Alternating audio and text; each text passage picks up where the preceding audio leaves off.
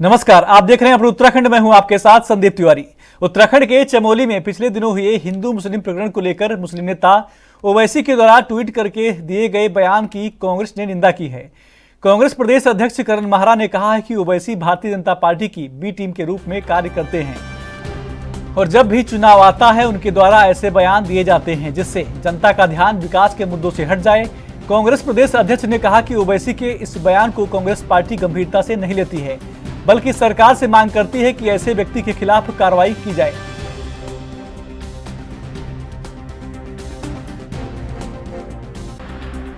देखिए, मैं ओवैसी जी की बात को सीरियसली इसलिए नहीं लेता क्योंकि हमेशा ऐसी बातें हमेशा किसी ना किसी चुनाव के समय में बोलते हैं। और मेरी नज़र में ओवैसी बीजेपी की बी टीम है। जो बीजेपी चाहती है कि पोलराइजेशन वोट हो और हिंदू और मुसलमान में रिफ्ट हो, वही ओवैसी भी करते हैं। इसलिए मैं ओवैसी की बात को गंभीरता से नहीं लेता। हाँ, भारतीय जनता पार्टी की सरकारों को देश के नागरिकों को नागरिक की हैसियत से और नज़र से देखना चाहिए, क्योंकि कानून धर्म देख के नहीं बनता, कानून नागरिकों के लिए बनता है। और किसी भी कानून का इम्प्लीमेंट भारत। पौड़ी जिले के थाना पैठानी क्षेत्र के अंतर्गत एक मोटरसाइकिल दुर्घटना में एक व्यक्ति की मौत हो गई, जबकि एक व्यक्ति घायल हो गया है। प्राप्त जानकारी के अनुसार पैठानी थाना क्षेत्र के आपको बता दें कि कुट खुड़द गांव का 38 वर्षीय सुरेंद्र सिंह जो कि घर से मोटरसाइकिल पर एक अन्य व्यक्ति के साथ दुकान के लिए निकला था, लेकिन रास्ते में अचानक वाहन अनियंत्रित होकर खाई में गिर गया। सूचना मिलने पर पुलिस घटनास्थल पर पहुंची, जहां घायलों को दुर्घटनाग्रस्त क्षेत्र से निकालकर पाबो चिकित्सालय के लिए भेजा गया, जहां एक युवक सुरेंद्र सिंह की रास्ते में मौत हो गई, जबकि आपको बता दें कि दूसरे घायल व्यक्ति का इलाज चिकित्सालय में चल रहा है। हमें घटना के बारे में कुछ पता नहीं चला, पर सिर्फ हमें दोनों भाई ने बताया कि जो भाई हमारा साथ में था उसने बताया कि कोई गाड़ी आ रही थी सामने से, तो उसके बाद हम नीचे गिर गए। भाई इतना पता चला, अभी पूर्ण रूप से उसका पता नहीं चल पाया कि घटना आखिर हुई कैसे। हमें फ़ोन के माध्यम से पता चला कि जब हमारे घर पे फ़ोन आया हमारे बड़े भाई साहब के ऐसे ऐसी घटना हुई कि हमारे भतीजा सुरेंद्र सिंह का रोड एक्सीडेंट हुआ, तो हमारे सभी भाई बंद हम वहाँ पे पहुँचे। तो घटनास्थल पर पहुँचने से पहले हॉस्पिटल में आए, पैठानी हॉस्पिटल में। तो पैठानी हॉस्पिटल में तो बड़े दुर्भाग्य की बात कहूँगा इसको कि हमें वहाँ पे सुविधा नहीं मिली। और उसके बाद हमें पैठानी थाना क्षेत्र के अंतर्गत आज सुबह एक बाइक का हादसा हुआ है, जिसमें बाइक में 2 व्यक्ति सवार थे, जो कि बाइक 15-20 फीट नीचे गिर गई, जिसमें जो बाइक सवार था एक की मृत्यु हो गई है और दूसरे व्यक्ति घायल हैं जिनका उपचार चल रहा है। और जो मृत व्यक्ति हैं उनका पंचायत थाना पोस्टमार्टम कार्रवाई की जा रही है। देखिए, जनपद भर में हम लोग रोड एक्सीडेंट्स को लेके बहुत सेंसिटिवली इस पर काम करते हैं, खासकर क्योंकि त्यौहार का सीज़न है तो शराब पीकर काफ़ी एक्सीडेंट्स होते हैं, इसलिए हम लोग शराब पीकर वाहन चलाने वालों पर निरंतर कार्रवाई कर रहे हैं। इसके अलावा आजकल जितने भी एक्सीडेंट्स हो रहे हैं वहाँ पे त्वरित कार्रवाई करते हुए पुलिस मौके पे भी पहुँच रही है और जो रेस्क्यू है उनको भी करवाया जा रहा है। कल भी जो एक्सीडेंट हुआ था उसमें भी हमारी SDRF की टीम और लोकल थाने की पुलिस जाकर वहाँ पे रेस्क्यू अभियान चलाया। और उत्तराखंड की केदारनाथ विधानसभा सीट के उपचुनाव के लिए भाजपा ने अपने 40 स्टार प्रचारकों की सूची जारी कर दी है। इसमें मुख्यमंत्री पुष्कर सिंह धामी, बीजेपी प्रदेश अध्यक्ष महेंद्र भट्ट समेत 6 सांसद, धामी सरकार के 6 मंत्री, 3 पूर्व मुख्यमंत्रियों समेत अन्य नेता शामिल हैं। वहीं भाजपा के प्रदेश महामंत्री आदित्य कोठारी ने बताया कि जल्द ही स्टार प्रचारक केदारनाथ में पार्टी के प्रचार प्रसार के लिए जाएंगे, उनके कार्यक्रम निर्धारित किए जा रहे हैं। वहीं कांग्रेस प्रदेश उपाध्यक्ष सूर्यकांत धस्माना ने कहा कि केदारनाथ उपचुनाव में कांग्रेस पार्टी जीत दर्ज करेगी। उन्होंने कहा कि स्टार प्रचारकों के मैदान में उतारने से बीजेपी को कोई लाभ नहीं होगा। भारतीय जनता पार्टी ने केदारनाथ विधानसभा चुनाव की दृष्टि से अपनी पूरी तैयारी कर ली है और उसके लिए चुनाव आयोग के द्वारा नाम स्टार प्रचारकों के रूप में मांगे गए थे। तो भारतीय जनता पार्टी ने अपने वरिष्ठ नेताओं के 40 नेताओं के नाम भेजे थे और चुनाव आयोग के द्वारा 40 वरिष्ठ नेताओं को स्टार प्रचारक के रूप में अपनी स्वीकृति दी है और हम लोग यथाशीघ्र प्रत्याशी का चयन हमारा केंद्रीय पार्लियामेंट्री बोर्ड करके उसकी घोषणा हो जाएगी और 29 तारीख को अंतिम दिन है नामांकन का, तो उससे पहले ही जो है सारी प्रक्रिया पूरी होगी। बद्रीनाथ में 60 किए थे, मंगलौर के लिए भी 60 किए थे, मंगलौर में क्या हुआ और बद्रीनाथ में क्या हुआ। केदारनाथ में 5 मंत्री पहले लगा दिए, अब 40 स्टार प्रचारकों की पूरी एक लिस्ट जारी कर रहे हैं। अब 40 नहीं, ये ला करके मोदी जी को गुफा में बैठा करके धुनी भी रमवा दें हम। अब भोले बाबा इनकी बात समझ गए। भोले बाबा को भी इन्होंने बहुत ज़्यादा ठगने का काम किया। 228 किलो सोना केदारनाथ के सारे लोग पूछ रहे हैं कहाँ गया। सारे लोग पूछ रहे हैं कि गुफा का नाम क्यों चेंज हो गया। सारे लोग पूछ रहे हैं कि जो आपने धाम बनाने का कुप्रयास दिल्ली में किया था, वहाँ जो शिला ले गए थे वो शिला वापस आज तक नहीं आई। सारे लोग जानते हैं कि आप केदारनाथ, बद्रीनाथ, गंगोत्री और यमुनोत्री की यात्रा को डाइवर्ट करने की साजिश भी कर रहे हैं, वो भी लोग जानते हैं। तो इसलिए प्रदेश का बेरोजगार, प्रदेश का नौजवान, केदारनाथ की जनता सारी इनकी चालाकियां समझती है। उत्तराखंड में प्रस्तावित नगर निकाय चुनाव से पहले सरकार ने एक बार फिर मलिन बस्तियों को लेकर राहत दी है। शहरी विकास विभाग ने एक बार फिर उत्तराखंड नगर निकायों एवं प्राधिकरण हेतु विशेष प्रावधान संशोधन अध्यादेश 2021 में संशोधन किया है। सचिवालय में हुई मंत्रिमंडल की बैठक में उत्तराखंड नगर निकायों एवं प्राधिकरण हेतु विशेष प्रावधान संशोधन अध्यादेश 2024 के प्रख्यापन को मंजूरी मिल गई है। लिहाजा आगामी विधानसभा सत्र के दौरान इस संशोधन अध्यादेश 2024 को सदन के पटल पर रखा जाएगा। इसके अलावा अगला मद भी ये शहरी विकास विभाग का मद है। इसमें ये व्यवस्था की गई कि उत्तराखंड नगर निकायों एवं प्राधिकरणों हेतु विशेष प्राविधान संशोधन अध्यादेश 2024 के प्रख्यापन पर सहमति दी गई। इसमें जो हमारी मलिन बस्तियां हैं उसमें भारत सरकार द्वारा जो मलिन बस्तियों की व्यवस्था करने के लिए उनके लिए जो व्यवस्था दी गई है, उनके कुछ और संशोधन उसमें किए गए हैं, उसको देखते हुए ये अध्यादेश लाया जा रहा है। और इसमें जो पूर्व निर्धारित समय की 6 वर्ष। खबर रानीखेत से है, जहां संयुक्त मजिस्ट्रेट राहुल आनंद ने शराब की दुकानों में छापेमारी की, जिससे शराब कारोबारियों में हड़कंप मच गया। संयुक्त मजिस्ट्रेट राहुल आनंद ने बताया कि काफी समय से शराब की ओवर रेटिंग को लेकर शिकायतें आ रही थी, जिसे लेकर आपको बता दें कि मझखाली और रानीखेत की शराब की दुकानों में छापेमारी की गई है और ओवर रेटिंग पाई गई।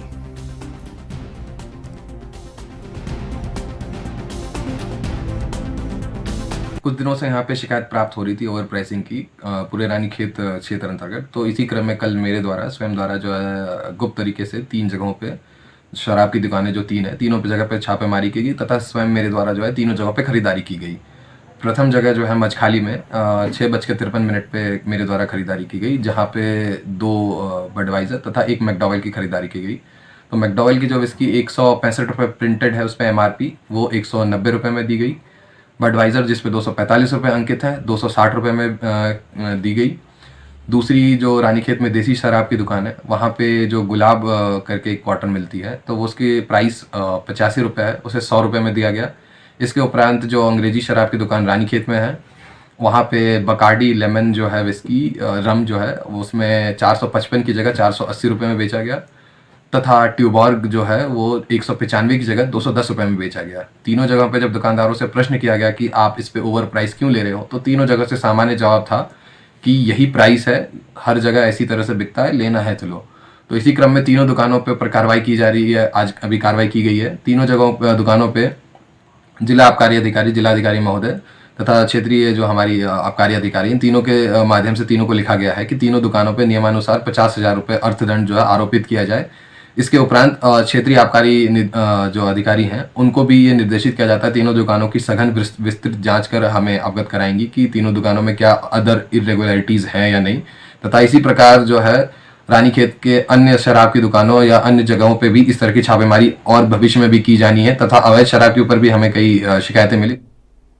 देहरादून में कांग्रेस पार्टी सरकार को निकाय चुनाव न करने को लेकर लगातार हमला करती नजर आ रही है कि भाजपा सरकार निकाय चुनाव कराने से डरती है। आपको बता दें कि क्योंकि पिछले 5 साल से बीजेपी मेयर ने शहर में कुछ काम नहीं किया है, जिसको लेकर लोग भाजपा के मेयर से और सरकार से नाराज चल रहे हैं। आपको बता दें कि इसको लेकर कैबिनेट मंत्री प्रेमचंद्र अग्रवाल ने कहा कि सरकार 25 दिसंबर तक निकाय चुनाव कराने की स्थिति में है और पूरी तरह से बीजेपी चुनावी मोड में रहती है और पूरी तरीके से चाहे निकाय चुनाव हो या कोई अन्य चुनाव हो, पार्टी पूरी मजबूती के साथ अपनी तैयारी करती है और चुनाव लड़ती है।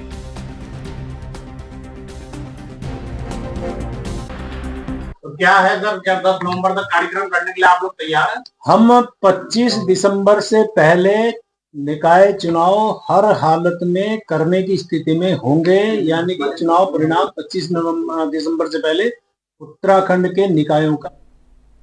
राजधानी देहरादून के प्रेमनगर थाना क्षेत्र के टी स्टेट में देर रात चेकिंग के दौरान पुलिस ने अंतर्राज्यीय लग्जरी वाहन चोर गिरोह के मुख्य सदस्य को गिरफ्तार कर लिया है, जबकि एक अभियुक्त फरार होने में कामयाब रहा है। आपको बता दें कि इस प्रकरण पर देहरादून के एसएसपी अजय सिंह ने कहा कि चेकिंग के दौरान 2 संदिग्ध वाहनों को जब रोकने का प्रयास किया गया तो उन्होंने एसओजी की गाड़ी को टक्कर मारकर भागने की कोशिश की और पीछा करने पर अभियुक्त अनुभव त्रिपाठी ने, आपको बता दें कि पुलिस पर फायरिंग भी की है। साथ ही आपको बता दें कि इसके चलते उनके पैर पर गोली लग गई।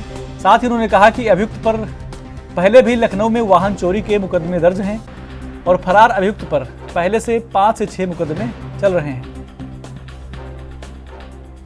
ये कल देर रात्रि सूचना मिली थी कि अंतर्राज्यीय वाहन चोर गिरोह के 2 सदस्य यहाँ पर जो है देहरादून में किसी रेकी करने वारदात करने को आ रखे हैं। सूचना जो हमें दिल्ली पुलिस से स्पेशल सेल के माध्यम से भी मिली थी और इसके लगातार इसमें हम मॉनिटरिंग कर रहे थे और एक चेकिंग अभियान विभिन्न क्षेत्रों में चल रहा था। सूचना के आधार पर जो हमारी स्पेशल टीम है एसओजी की, वो और थाना प्रभारी भी अलग अलग स्थानों पर लगे थे और इसके बाद जो संदिग्ध वाहन था, जब उसको रोकने का 2 वाहनों को प्रयास किया गया तो हमारे जो सरकारी वाहन एसओजी का, उस पर भी तेज टक्कर मार के बदमाश भागने के 2 दिशाओं में भागे 2 गाड़ियों से, जिनका पीछा किया गया और टी स्टेट में गिरने के बाद जो है इसमें अनुभव त्रिपाठी है जो भरदोई का, इसके द्वारा बचने के लिए पुलिस पार्टी पर फायर भी किया गया और जिसके जवाबी फायर में उसके दाहिने टांग पे गोली लगी, जिसे तत्काल प्राथमिक चिकित्सालय प्रेमनगर में भर्ती कराया गया। वहाँ के बाद उपचार के लिए यहाँ पर दून अस्पताल कोरोनेशन में रेफर कर दिया गया। जो अंतर्राज्यीय गैंग इसमें 4 से 5 सदस्य हैं, जिसमें 2 लोग पूर्व में पकड़े जा चुके हैं और 2 लोग यहाँ पर जो धनतेरस और दिवाली के दौरान जो लग्जरी कारें जो यहाँ से निकलती हैं उनकी रेकी करने के लिए कहाँ पर है और उसको वो चुराने की फिराक में थे और इसके लिए यहाँ पर वो आए हुए थे रेकी करने के लिए। इसमें जो अभियुक्त है जो घायल हुआ, इस पर लखनऊ में भी 2 मुकदमे इसमें वाहन चोरी के दर्ज है और साथ ही साथ जो उसका साथी वहाँ मौके से दूसरी गाड़ी से चोरी करके भागा, वो चोरी की जो गाड़ी से भागा, वो भी जो है उस पर भी 5 से 6 मुकदमे अभी तक प्रकाश में आए जो वाहन चोरी के दर्ज है। ये गैंग काफी शातिर है और ये अंतर्राज्यीय रूप से खासकर दिल्ली और लखनऊ और इस इलाकों में चोरी करता है और ऐसी गाड़ियों के नंबर लगाता है जो गाड़ियां कट जाती हैं या स्क्रैप में चली जाती हैं, उन गाड़ियों के नंबर ये निकालते हैं और उसी तरह के मॉडल की गाड़ियों को चुराते हैं, जिस पर वो ये नंबर प्लेट लगाने के बाद और नकली कागज बनाने के बाद उसको जो है ग्रे मार्केट में इसको सेल कर देते हैं। तो अभी तक जो मोडस ऑपरेंडी समझ में आई है उसमें अभी तक पूछताछ में पता चला है और जो उसका अन्य साथी फरार हुआ है वो भी वाहन चोरी का ही था और ये जो वाहन बरामद हुआ इसके साथ होंडा में ये भी वाहन चोरी का है और काफी सारी नंबर प्लेट और कीज भी मिली है, जिससे लगता है कि वाहन लगातार चोरी के लिए प्रयोग किया जाता है। अभी पूछताछ में जो चीजें निकल के आई हैं उसमें आगे के लिए हमारी टीमें इसमें अन्य। देवप्रयाग के निकट एक दर्दनाक सड़क हादसा हो गया है। आपको बता दें कि गोचर से रायवाला आते समय आर्मी का एक ट्रक ब्रेक फेल होने से अनियंत्रित होकर सड़क पर पलट गया। घटना में आर्मी के एक जवान की दर्दनाक मौत हो गई, जबकि ड्राइवर सहित आर्मी के 3 जवानों ने ट्रक से कूदकर अपनी जान बचाई है।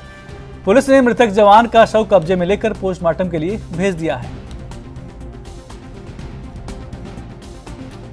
आज 23/10/2024 को एमडीटी द्वारा एक सूचना मिली थी कि बचेली खाल एनएचपीसी के पास एक ट्रक जो है आर्मी का रोड पे लुढ़क गया है, उसके नीचे कुछ लोग दबे हैं। सूचना पर मैं तुरंत अपने फोर्स सहित वहाँ पे मौके पे पहुँचा तो वहाँ पे देखा कि एक आर्मी का ट्रक जो है रोड पर पलटा है, उसके नीचे एक आर्मी का जवान दबा पड़ा था।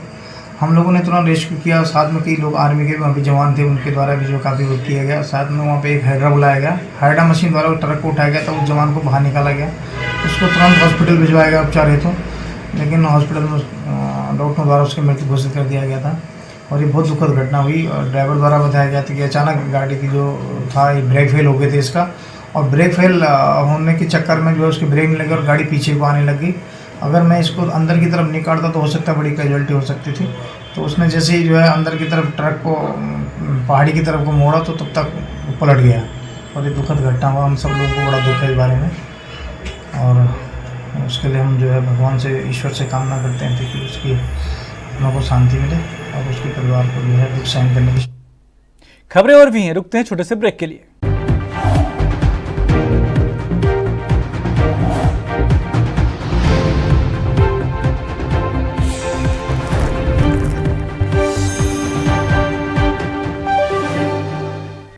ब्रेक के बाद स्वागत है आपका। खबरों में आगे बढ़ते हैं। रानी पोखरी के शांतिनगर गांव में 100 आम के पेड़ों को काटे जाने की घटना, जिस पर आपको बता दें कि नाटकीय ढंग से पर्दा डालने की कोशिश हुई है, वह वन और उद्यान विभाग की कार्यप्रणाली पर गंभीर सवाल खड़े कर रहा है। एक और वन विभाग ने पेड़ काटने वाले तस्करों को पकड़ने के बाद छोड़ दिया, वहीं मामला उद्यान विभाग के अधिकार क्षेत्र का है। वहीं उद्यान विभाग घटना की जानकारी होने से ही इनकार कर रहा है। वहीं कृषि मंत्री गणेश जोशी का कहना है कि ऐसे लोगों के खिलाफ कठोर से कठोर कार्रवाई की जानी चाहिए।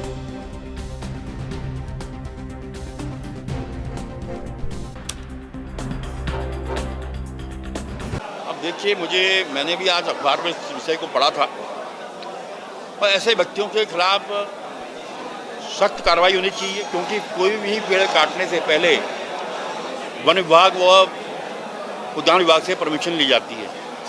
और मैं अपने जिला उद्यान अधिकारी का बयान देख रहा था कि उसमें कोई परमिशन नहीं ली गई है, तो उनके खिलाफ मुकदमा होना चाहिए, इनके खिलाफ कार्रवाई। हल्दूचौड़ में दिन दहाड़े हुई फायरिंग की घटना के बाद जिले की पुलिस प्रशासन ने तत्परता दिखाते हुए महज 2 घंटे के भीतर ही आरोपियों को गिरफ्तार कर लिया।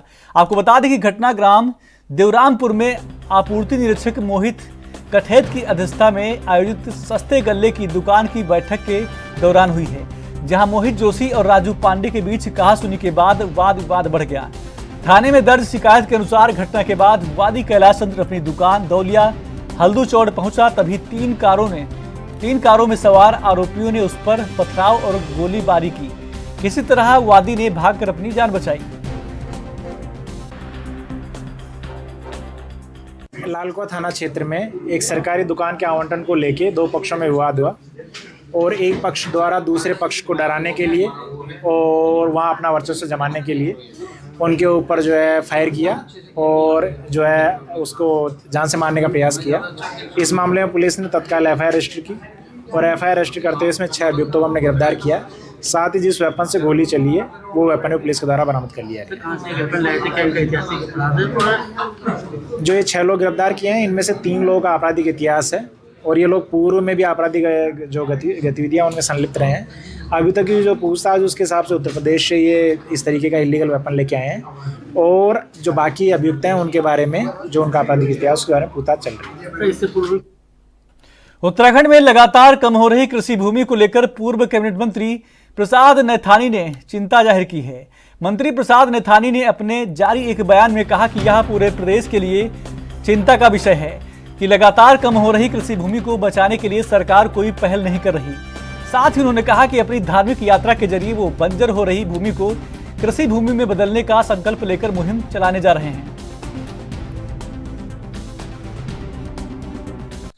देखिए, हमारा राज्य सन 2000 में बना।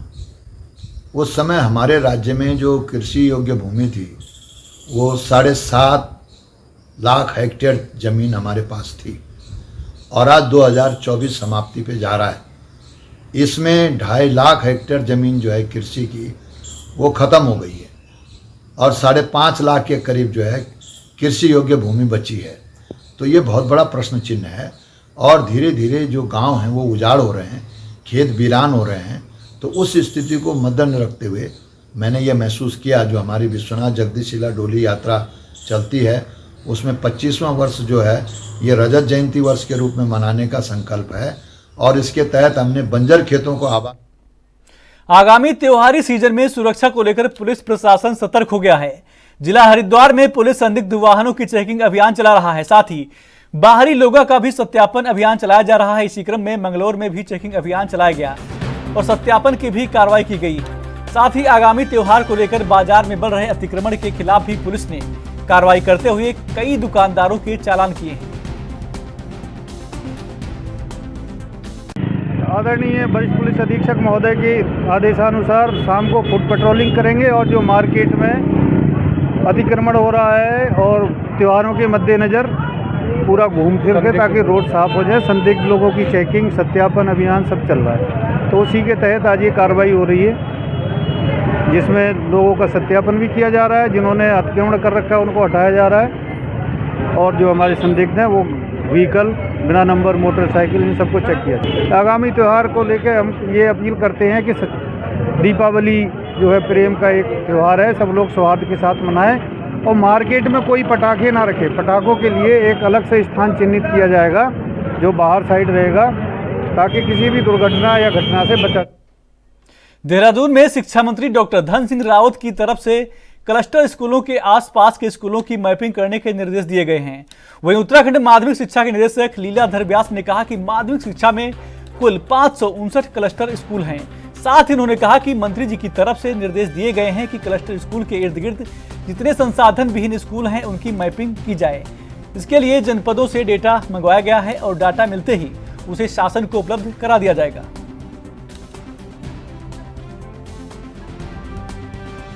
हाँ, हमारे कुल माध्यमिक शिक्षा में 559 यानी 559 क्लस्टर हैं और माननीय मंत्री जी ने ये निर्देश दिए थे कि उसके जो इर्द गिर्द हैं, जो कम दूरी में जो विद्यालय हैं और वो संचालित हो रहे हैं और जो संसाधन विहीन है उनकी एक मैपिंग कर ली जाए। तो डेटा हमने जनपदों से मांगा है, वो सूचना हमें जैसे आती है तो फिर हम उसको उच्च स्तर को।